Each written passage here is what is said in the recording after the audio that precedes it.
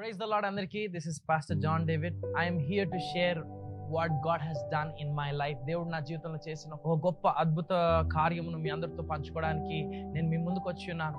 నేను చావవలసినది, అయితే దేవుడు నా జీవితంలో ఉన్న మరణమును జీవముగా మార్చి ఉన్నాడు, చీకటిని వెలుగుగా మార్చి ఉన్నాడు. ఈ యొక్క సాక్ష్యం మీ అందరినీ నిశ్చయముగా బలపరుస్తుందని నేను నమ్ముచున్నాను. మీ అందరూ విశ్వాసము దీని ద్వారా బలపరచబడుతుందని నేను నమ్ముచు ఈ యొక్క సాక్ష్యం మీతో పంచుకోవాలని ఇష్టపడుతున్నాను. మే 22వ తారీఖు మధ్యరాత్రి 1:30కి మేము డిన్నర్ చేసి పండుకున్నాము ఇంట్లో. ఆ టైంలో అనుకోకుండా ఆల్ ఆఫ్ ఎ సడన్ నాకు గుండెలో పోటు రావడం స్టార్ట్ పెట్టింది. లైక్ ఫ్రమ్ బిహైండ్ వీపు నుంచి స్టార్ట్ అయ్యి ఛాతిలోనికి రావడం. అండ్ నేను బెడ్ మీద నుంచి లేచి ఇట్లా నుంచొని ఉన్న చోటున కుప్పగూలిపోయాను. ఒళ్ళంతా చెమటలు పట్టేసాయి. Just within like in few seconds, I mean like probably 1 or 2 minutes లో మొత్తం నేను తడిసిపోయాను అనమాట. లిటరలీ చావు నా కళ్ళ ముందు కనిపిస్తుంది. ఆ నొప్పి ఎంత భయంకరంగా ఉందో నేను వివరించలేను. My wife was with me. She was like immediately ఇంట్లో ఉన్న వారందరినీ అలర్ట్ చేస్తూ ఉన్నది. ఐ మీన్ ఏం జరిగిందో చెప్పి ఉన్నది. అండ్ ఆ టైంలో మరణం నా కళ్ళ ముందు కనిపిస్తున్నది. అంత ఆ నొప్పి, ఎంతో నొప్పి, లైక్ మొత్తం ఆర్గన్స్ లా పిసికేసినట్టు అంత భయంకరంగా ఆ నొప్పి ఉన్నదన్నమాట. ఆ టైంలో దేవుడు తన కృపని ఎంతగా నా పైన విడుదల చేసి ఉన్నాడంటే, నేను ఎప్పుడు ఏదైతే ప్రీచ్ చేస్తున్నానో అది అప్లై చేయాల్సిన టైం వచ్చింది. సో నేను ఆ టైంలో దేవుడు వాగ్దానాలని జ్ఞాపకం చేస్తున్నాడు. ఆ వాగ్దానాలని జ్ఞాపకం చేస్తున్నప్పుడు నేను నా నోట్లో నుంచి వచ్చిన మాటలు నాకు నొప్పి అవుతుందని నేను చెప్పలేదు. ఆ టైంలో నేను చావను సజీవుడనే యెహోవా కార్యములను వివరిస్తాను, నేను చావను సజీవుడనే యెహోవా కార్యములను వివరిస్తాను, నేను గాఢాంధకారపు లోయలో సంచరించిన ఏ అపాయమునకు నేను భయపడను. The very life of Jesus is in me. ఆయన జీవము నాలో ఉన్నది. ఆయన యొక్క ఊపిరి నాలో నుంచి ప్రవహిస్తూ ఉన్నది అని నేను I was declaring the very breath of Jesus is in me, the very life of Jesus in the middle of that pain. A pain majlo, this was my confession, and I thank God for that grace at that moment. ఆ కృపను దేవుడు ఆ టైంలో దయచేసి ఉన్నాడు. Immediate గా మా family members, మా మామయ్య, మా wife, they rushed me to the hospital. ఇంట్లో baby, my daughter Arya, she was like hardly I think 4 months at that time. 4 months she was, and ఆమె కళ్ళు వెళ్ళిపోయేటప్పుడు ఆమెను తిరిగి మళ్ళీ చూస్తానా లేదా అన్నట్టు కూడా ఆలోచనలు వస్తున్నాయి. అయితే ఆ టైంలో దేవుడు ఎంతో నిరీక్షణ వాగ్దానములలో నుంచి ఆయన జ్ఞాపకం చేస్తూ ఆ నిరీక్షణను నా జీవితంలో దయచేసి ఉన్నాడు. They took me to the hospital 2 o'clockకి. I think I reached the హాస్పిటల్కి వెళ్ళినప్పుడు చావు నా కళ్ళ ముందు కనపడుతున్నప్పుడు దేవుని వాగ్దానములను బట్టి నేనేం చెప్తున్నానంటే, దేవుని వాగ్దానములు అన్ని కూడా నా జీవితంలో నెరవేర్చబడలేదు కాబట్టి నేను చచ్చే ప్రసక్తే లేదు.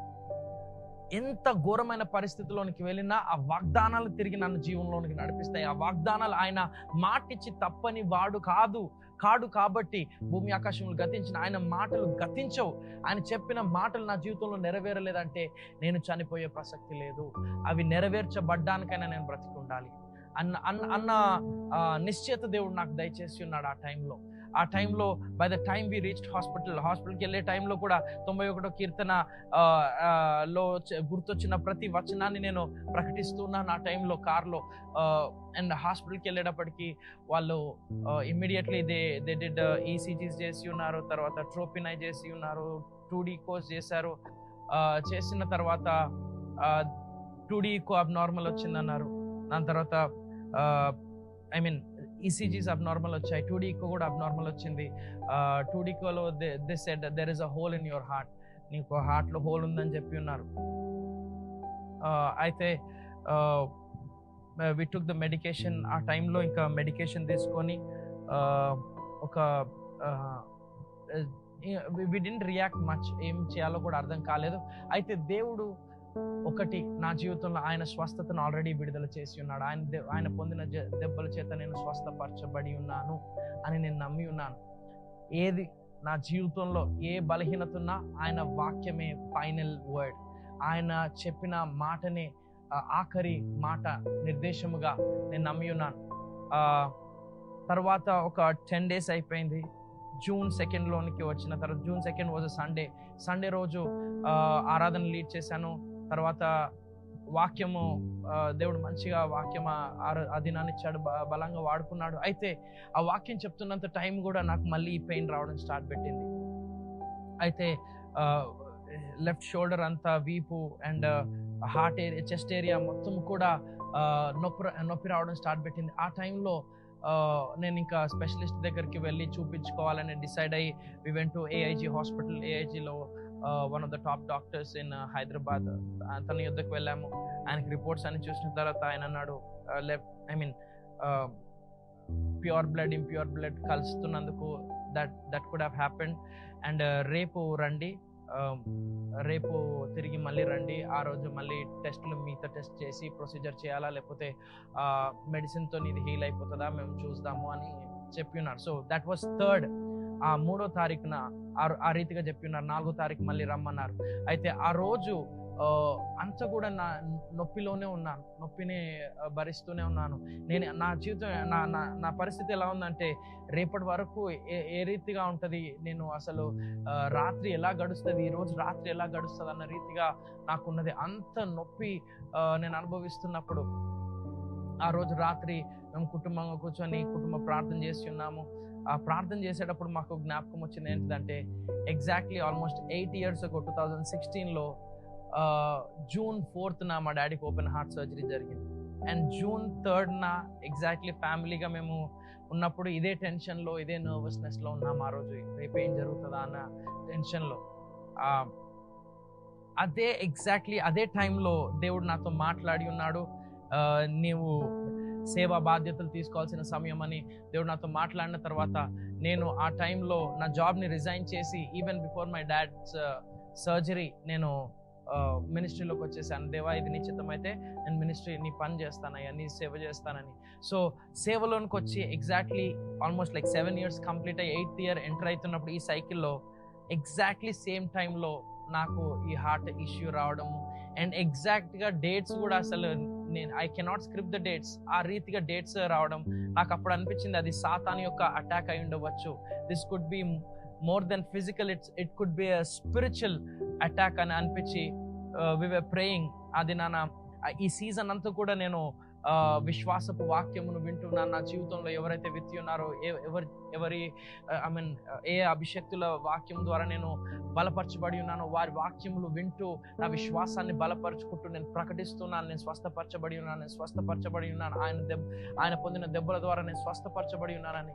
అయితే ఆ రోజు నేను ఎంత ట్రై చేసినా కూడా నా విశ్వాసం సరిపోవట్లేదు అనిపిస్తుంది, నా బలం సరిపోవట్లేదు అనిపిస్తుంది. అయితే ఒకానొక టైంలో ఆ విశ్వాస వాక్యమును వింటుంటే నేను విశ్వాసంలో ఒక మూమెంట్లో నేను ఎంతో బలపరచబడి ఉన్నాను. ఆ బలపరచబడి ఉన్నప్పుడు ఆ టైంలో literally I commanded the sickness to leave my body. I refused the sickness to stay in my body. నా దేహంలో నువ్వు ఉండడానికి వీల్లేదన్న ఒక కోపముతో, ఒక చిరాకుతో నేను గద్దించాను అనమాట. ఆ టైంలో immediately I felt the peace of God. Immediately I felt like ఒక ఏదో వెళ్ళిపోయింది, ఏదో విడుదలైపోయింది అన్న రీతిగా నాకు అనిపించింది. ఈరోజు రాత్రి నేను పండుకుంటానా లేదా అన్న స్థితి నుంచి ఎంతో సమాధానకరమైన వాతావరణంలోనికి ఎవ్రీథింగ్ మారిపోయింది. ఒక చిన్న పిల్లోడు పండుకున్నట్టు literally like a baby I slept that night. Next day హాస్పిటల్కి వెళ్ళాము. డాక్టర్స్ టెస్ట్ చేశారు. టెస్ట్ చేసిన తర్వాత multiple times they checked and they told there is no hole in your heart. మీ యొక్క హార్ట్లో ఏ హోల్ లేదు, ఇది ఒక పీడకల అని మర్చిపోండి అని చెప్పారు. లిటరలీ నా దగ్గర 2 రిపోర్ట్లు ఉన్నాయి. ఒకటేమో హోల్ ఉన్నట్లుగా ఉంది, ఇంకొక రిపోర్ట్ 10 రోజుల తేడాతో ఇంకో రిపోర్ట్లో హోల్ లేదు అని. దేవుడు అంత గొప్ప కార్యం నా జీవితంలో జరిగించి ఉన్నాడు. గుండె చెదిరిన వారిని ఆయన నిశ్చయముగా బాగు చేయువాడు, వారి గాయములన్నిటినీ ఆయన మాన్పువాడు. ఇది లిటరల్గా రియల్గా I experienced his touch, I experienced his move so near in this season. ఈ యొక్క సీజన్లో అంత దగ్గరగా నేను ఆయనను అనుభవించి ఉన్నాను. అది మాత్రమే కాదు, ఈ యొక్క నాకు బ్లడ్ టెస్ట్లు చేసినప్పుడు అన్ని కూడా 22nd రోజు అయినప్పుడు బ్లడ్ టెస్ట్ చేసినప్పుడు నాకు యూరిక్ యాసిడ్ లెవెల్ చాలా హై ఉన్నది. It was more than 8 and usually uric acid level తగ్గడానికి చాలా టైం పడుతుంది. ఇట్స్ లైక్ 2 years కన్నా ఎక్కువ పడుతుంది కొన్నిసార్లు అయితే దేవా నువ్వు నా గుండె కూడా స్వస్థపరిచి ఉంటే నా దేహంలో అంతా కూడా స్వస్థపరిచి ఉండవచ్చు కదా అని నేను తిరిగి వెళ్ళి మళ్ళీ యూరిక్ యాసిడ్ టెస్ట్ చేయించుకున్నాను. యూరిక్ యాసిడ్ టెస్ట్ చేయించుకున్నప్పుడు it was exactly in the middle రేంజ్లో, ఎగ్జాక్ట్లీ మిడిల్గా ఉన్నది. So it was like 3 to 7 మధ్యలో ఉండాల్సింది ఎగ్జాక్ట్లీ 5 ఉన్నది అనమాట. సో దేవుడు నా జీవితంలో తన స్వస్థతను ఎన్నో సంవత్సరాల్లో జరగాల్సింది, నెలల్లో జరగాల్సింది కేవలం 2 వారాల గ్యాప్లో దేవుడు ఆ యొక్క అద్భుతాన్ని దేవుడు నా జీవితంలో జరిగించి ఉన్నాడు. నా జీవితంలో ఈ యొక్క కార్యం జరిగించిన దేవుడు నిశ్చయముగా మనందరి జీవితంలో కూడా జరిగించుటకు సమర్థుడు. మీలో ఎవరైనా బలహీనంగా ఉంటే మిమ్మల్ని స్వస్థపరచుటకు దేవుడు సమర్థుడు, మిమ్మల్ని బాగు చేయుటకు దేవుడు సమర్థుడు. దేవుని వాక్యం అంతే సజీవంగా ఉంది.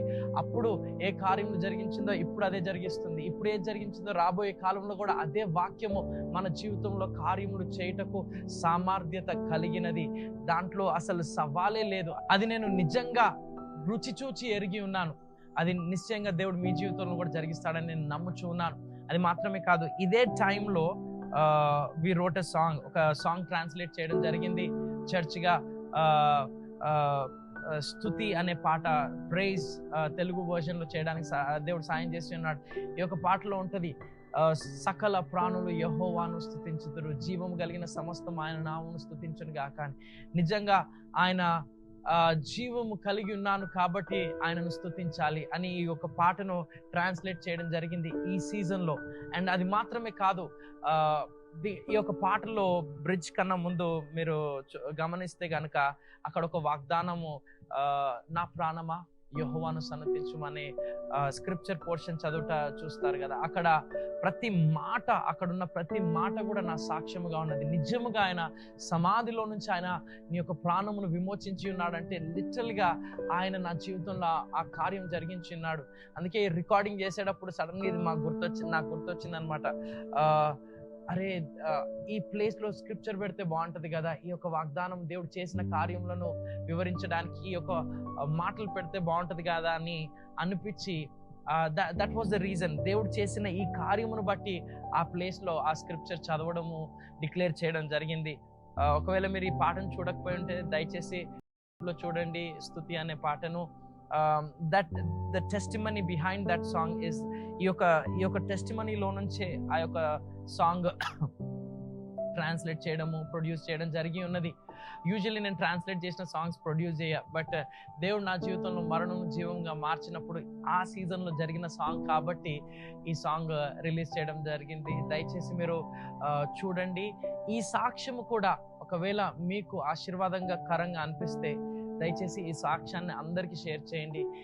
అందరూ కూడా మేలు పొందినట్లు ఈ యొక్క సాక్ష్యము ద్వారా బలపరచబడి క్రీస్తులో వారి యొక్క విశ్వాస జీవితంలో ముందుకు కొనసాగడానికి ఈ సాక్ష్యాన్ని దేవుడు నిశ్చయంగా వాడుకుంటాడని నేను నమ్ముచున్నాను.